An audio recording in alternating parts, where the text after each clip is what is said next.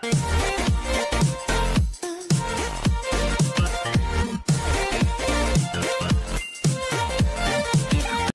hadir lagi. Jadi di video kali ini aku mau sedikit memberikan saran atau berbagi pengalaman kenapa sih anak aku selama ini tidak mau makan. Jadi anak aku pada saat ini sekarang sudah 1 tahun 3 bulan dan anak aku masih tidak mau makan. Tapi alhamdulillah sekarang sudah sedikit demi sedikit mau makan meskipun makannya itu hanya dalam taraf yang sedikit atau tidak normal gitu. Jadi selama ini kan kalau anak pada umumnya itu makan 1 bowl atau 1 mangkok full itu bisa habis, sedangkan anak aku enggak gitu.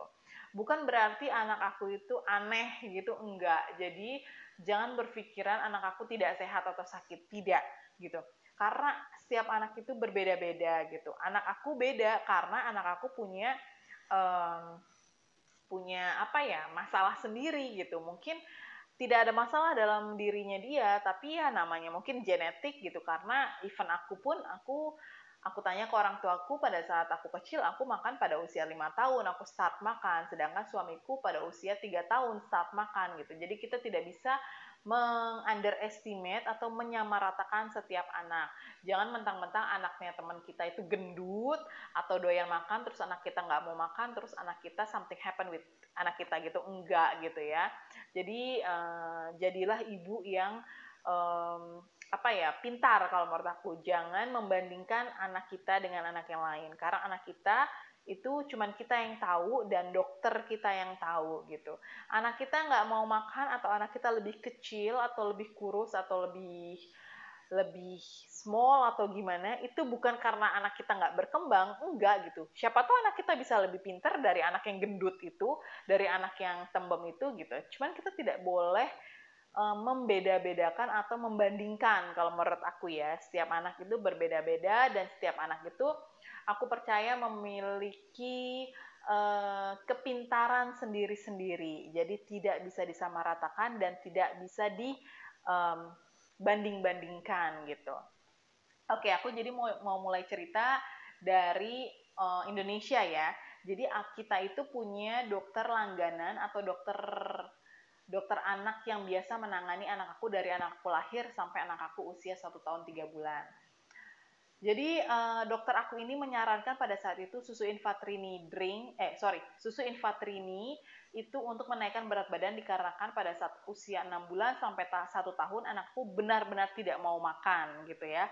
Nah, pada saat itu bisa dilihat di video aku sebelumnya, anak aku naik berat badan itu cukup signifikan. 1 bulan itu 1 kilo. Terus habis itu pokoknya semua tuh normal, jadi tidak ada kendala. Terus untuk secara motorik juga anak aku benar-benar bagus motoriknya, jadi benar-benar nggak lemah, nggak lemes gitu. Dia benar-benar mau lari ke sana ke sini, ditanya apa juga dia menjawab, meskipun dia belum bisa ngomong, tapi dia respon gitu. Nah, untuk usia 1 tahun ke atas, dokter itu menyarankan untuk susu tinggi kalori atau mengganti susu tinggi kalori dengan Nutrini Drink gitu. Nah, ada juga di video aku, silahkan dicek, itu susu Nutrini Drink. Meskipun kenaikannya tidak signifikan seperti susu Infatrini sebelumnya, tapi dia mengalami kenaikan berat badan terus sampai sekarang usianya 1 tahun 3 bulan.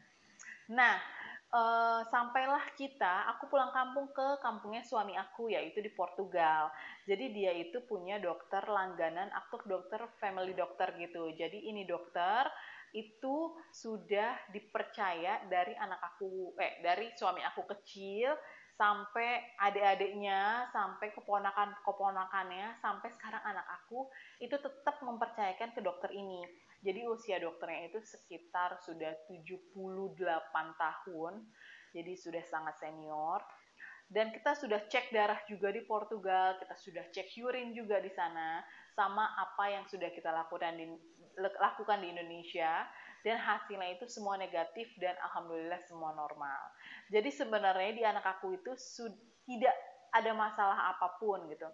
kita sudah kultur urin juga dan hasilnya negatif, tidak ada bakteri, terus darah segala macam alergi tidak ada gitu. Pokoknya semuanya dalam kondisi normal. Nah, akhirnya dokter dari Portugal ini mikir nih, putar otak nih dia nih ya, mungkin mikir kenapa nih anak nggak mau makan, sedangkan hasil semua lab semuanya tuh menyatakan dia oke-oke aja gitu ya, dari segi sampai dia di ronsen juga loh, di ronsen juga apakah dia ada masalah dengan ususnya atau dengan pencernaan gitu, dan semua alhamdulillah itu dalam keadaan itu baik-baik aja. Akhirnya dokter tanya, ini anak makan apa? Nah, kita jelasin lah, dia selama ini minum susu tinggi kalori dan sebagainya. Nah, dokter ini menyarankan untuk tidak memberikan susu tinggi kalori itu sebanyak yang kita berikan pada umumnya gitu.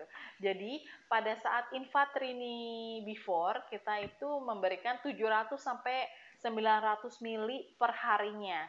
Nah, terus untuk susu Nutrini Drink 400 sampai 500 mili per harinya yang aku berikan ke anak aku ya, karena anakku memang tidak makan begitu banyak. Nah, dokter ini menyarankan akhirnya, coba kita berhentikan susu tinggi kalori itu. Karena ini judulnya susu tinggi kalori, mungkin mengakibatkan membuat anak itu kenyang gitu. Jadi dia nggak mau makan. Oke, it makes sense ya, dia itu bener gitu kayaknya. Kita cobalah segala sesuatu yang membuat anak ini mau makan. Nah, 1 bulan kita di Portugal, ternyata benar. Kita berhentiin, aku tidak memberhentikan 100% susu tinggi kalori ini, tapi kayak misalnya malam aku cuma kasih sekali doang jam 3 pagi kalau dia mau. Terus jam 3 pagi biasanya dia stop minum sampai jam 8. Jam 8 dia breakfast dan ternyata dia mau makan. Makanan yang pertama dia makan itu roti. Pokoknya apapun yang aku kasih dia makan. Meskipun event itu cuma sedikit. Cuma sedikit dia makan, tapi dia tuh makan gitu. Dia eat something gitu loh. Jadi ada sesuatu di perutnya dia selain susu. Nah, itu sesuatu yang membuat aku bahagia banget karena anak aku mau makan gitu ya. Nah, dia mau makan sesuatu. Terus aku sengaja nih dari breakfast atau dari sarapan itu tidak kasih susu lagi. Aku kasih kayak cookies jam 9 atau aku kasih kayak yogurt atau aku kasih kayak puding, dan ternyata mungkin karena dia lapar ya, dia makan gitu loh. Dia bener-bener makan anak layaknya anak gitu. Maksudnya makan, meskipun makan puding kan ada tuh puding yang jelly kapan gitu, meskipun dia nggak makan full, dia makan setengah gitu. Paling nggak tuh dia ada sesuatu di perutnya, dan aku sangat bahagia banget. Nah, akhirnya aku lanjutkanlah itu tahap-tahap itu, tidak memberikan susu terlalu banyak. Jadi aku hanya memberikan susu pagi, mungkin jam 11, terus jam 4, pokoknya kalau dia tidur aku kasih susu. Tapi sengaja aku tidak mengasih dia susu, tidak memberikan susu 3 jam sebelum makan. Jadi aku membiarkan dia lapar dan aus gitu.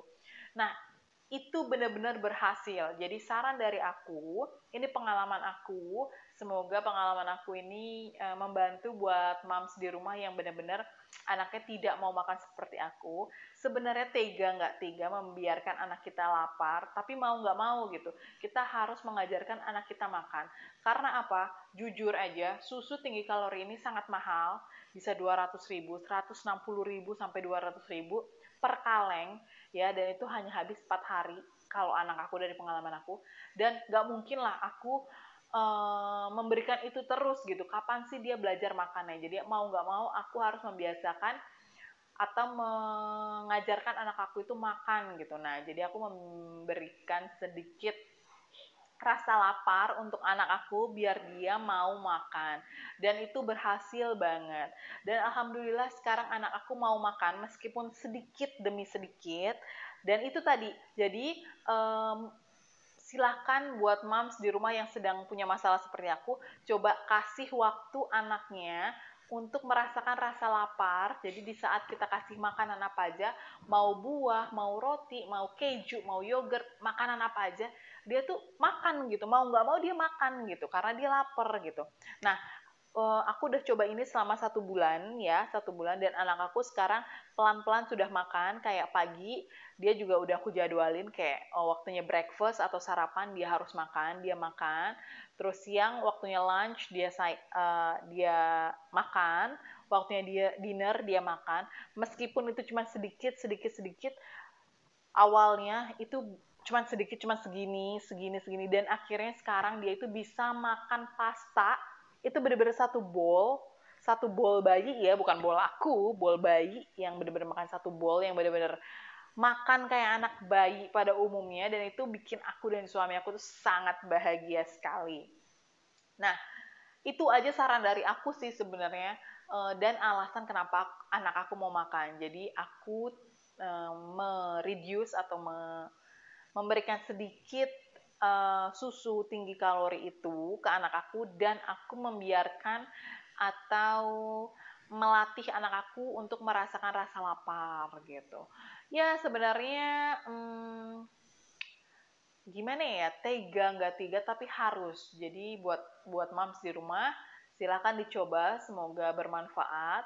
Tapi kalau misalnya anaknya memang tidak mau makan banget, ya dikasih susu lah, dikasih susu gitu. Cuman besoknya dicoba lagi gitu, kayak misalnya 3 jam sebelum makan coba dibiarin gitu. Terus dibiarkan anak itu bermain makanan. Jadi anak aku di mejanya dia ya, aku sengajain kayak aku kasih nasi, aku kasih mie, atau aku kasih pasta, atau aku kasih wortel itu yang harus dia benar-benar soft gitu, direbusnya benar-benar kentang yang benar-benar direbus jadi melted di mulut gitu ya, jadi soft di mulut. Brokoli atau apapun di mejanya dia. Sebenarnya awalnya sih dia cuma mainan gitu, tapi lama-lama dia masukin ke mulut, meskipun itu dijatuh-jatuhin emang berantakan, tapi dia makan gitu, at least dia eat something gitu. Jadi sekalian belajar dan pengenalan makanan itu yang paling penting gitu. Jadi sebenarnya sih biar anak itu mau makan itu adalah kita harus mengenalkan makanan apapun itu ke depan mukanya dia, biar dia bermain dengan makanan. Apalagi anak-anak usia 6 bulan sampai 1 tahun kan itu biasanya anak-anak yang memasukkan apapun itu ke dalam mulut gitu kan. Nah itu menurut aku adalah saat yang tepat untuk pengenalan makanan. Tapi untuk kayak misalnya carrot, kentang itu harus benar-benar direbus yang benar-benar sampai lembek, sampai dia melted di mulut. Jadi dia tidak tersedak atau keselak gitu sih saran dari aku. Apapun itu, mau nasi juga dia harus nasi yang agak sedikit lembek gitu ya. Bukan bubur tapi masih berbentuk nasi tapi lembek gitu. Jadi jangan kasih ke makanan yang keras-keras dulu kayak apel gitu, jangan. Mungkin bisa pisang, itu kan gampang banget melted di mulut. Yang kayak gitu-gitu gitu untuk pengenalan.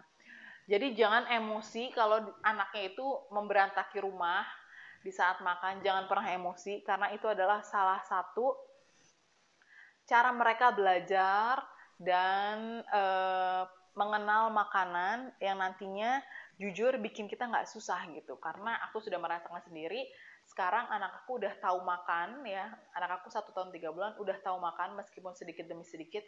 Dan memang satu lagi, dan memang mereka itu atau anak aku itu berat badannya turun, agak sedikit turun waktu 1 bulan, tapi setelah itu dia naik lagi gitu.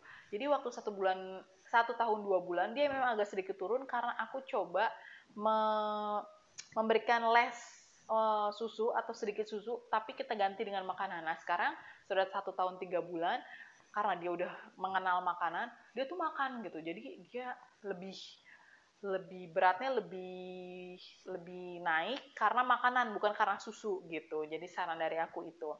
Yang paling penting jangan marah, jangan emosi buat moms di rumah kalau anaknya ngeberantakin makanan, dan jangan males buat mama-mama di rumah untuk kasih apapun itu makanan. Mau sayur, mau biskuit, jangan pernah males. Karena apa? Kalau mamsnya udah males, ya gimana anaknya mau belajar gitu. Contohnya mams malas ngasih makan gitu, anaknya ya nggak akan makan gitu. Mams marah gitu gara-gara anak ngotorin rumah gitu, mams malas beresin gitu. Ya nggak boleh begitu gitu. Itu adalah salah satu hal yang pembelajaran buat anak untuk mengenal makanan gitu kan. Jadi nggak boleh stres, sabar, teliti, telaten, Terus juga benar-benar harus apa ya? Yang paling penting adalah sabar. Itu aja sih. Dan begitu aja videonya. Dan terima kasih juga bagi yang sudah subscribe, like, dan komen. Dan jangan lupa di follow Instagram aku di atas sini.